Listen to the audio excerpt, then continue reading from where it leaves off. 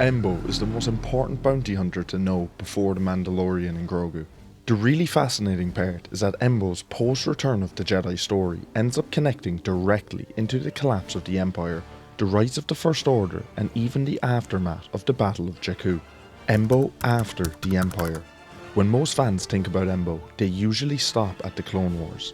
They remember the hat, the Anuba Marok, the silent personality, and the fact that he could make a flat metal hat into one of the deadliest weapons in the galaxy. But canon keeps him active long after that era ends, and that's where things start getting really interesting. Embo is still working after the Battle of Endor.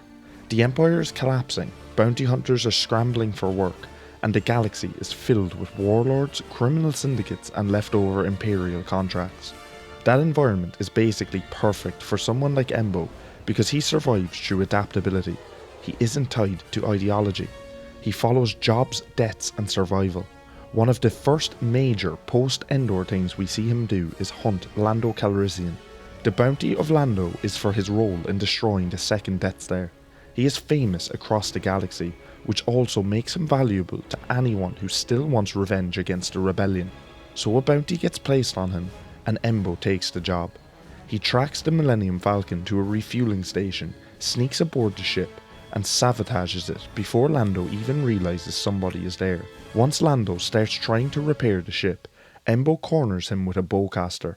He speaks to him, but Lando only catches the words Death Star, which is enough for him to realise exactly why the bounty hunter is there. He starts trying to negotiate, even offering Embo a deal where they split the bounty money.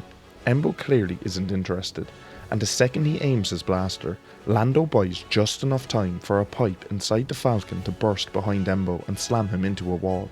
Lando ties Embo up, drags him outside, exaggerates the entire story to Nine Numb, and even jokes that an old friend inside the Falcon helped stop the bounty hunter.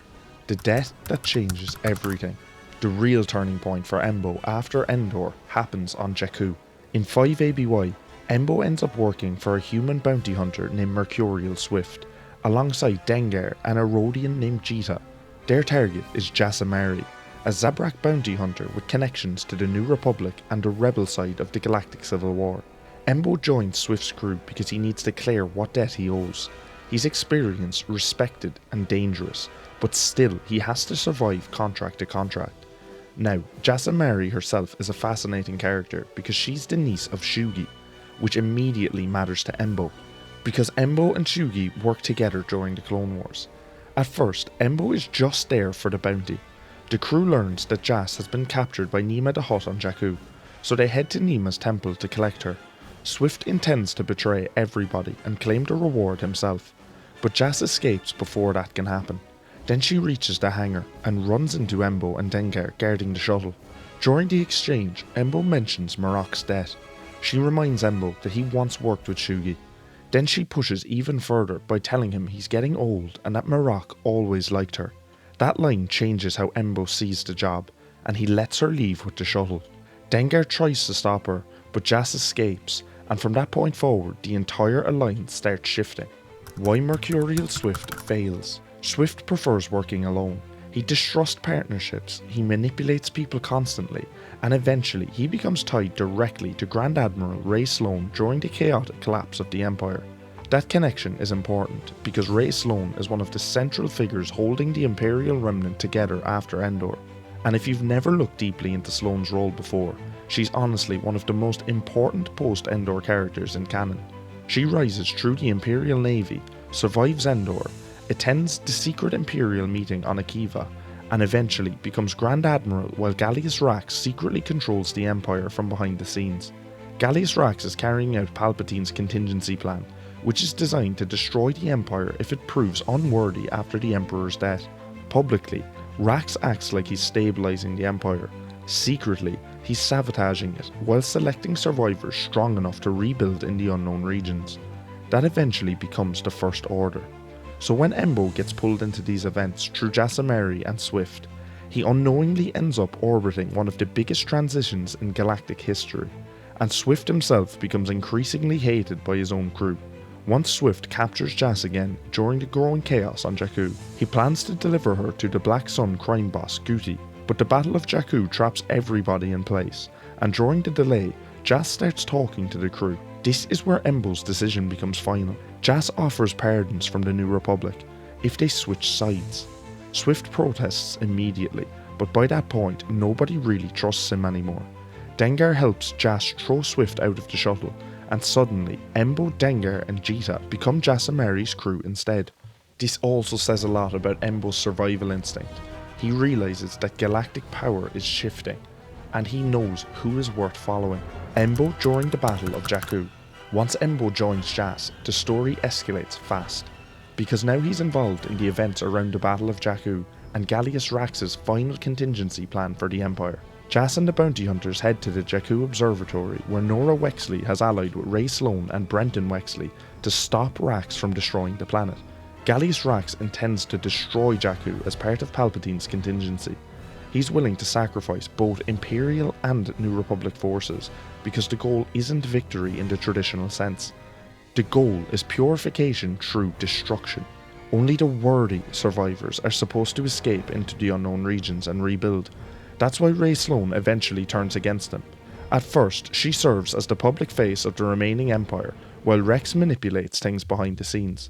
But once she realises how extreme his plans really are, especially after the Chandrila attacks involving mind-controlled prisoners from Ashmead's Loch, she abandons him completely.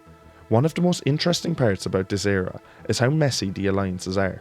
The post-Endor galaxy constantly forces strange partnerships. It is not necessarily good versus evil. Embo fits perfectly into that atmosphere. He isn't suddenly a hero, he's still a bounty hunter. But he's also pragmatic enough to recognise when somebody like Gallius Rax threatens literally everyone. After the Battle of Jakku and the Galactic Concordance officially concludes the war between the Empire and the New Republic, Embo receives a full pardon. The pardon happens through Sinjir Rat Velus, the former Imperial loyalty officer who became an advisor to Chancellor Mon Mothma. Through Jas Emari's connections, Embo, Dengar and Jita receive legal pardons and enough money from the New Republic to continue working as Jas's crew. So by the end of this storyline, Embo is no longer drifting from contract to contract alone. He actually has a crew again. If you're enjoying this Star Wars deep dive, it's practically all we do here, so you might want to stick around. Why Embo matters before the Mandalorian and Grogu. We know Embo is going to appear in the Mandalorian and Grogu. He has a Clone Wars history with Cad Bane, Sugi, Hondo and countless other hunters from that generation. He survives the Imperial transition period. He operates during the chaos after Endor.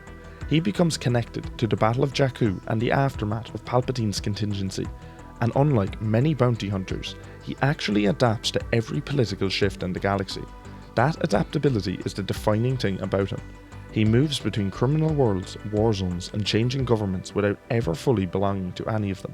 After receiving his pardon from the New Republic, we know that he works alongside Jas Emari on her crew for a while.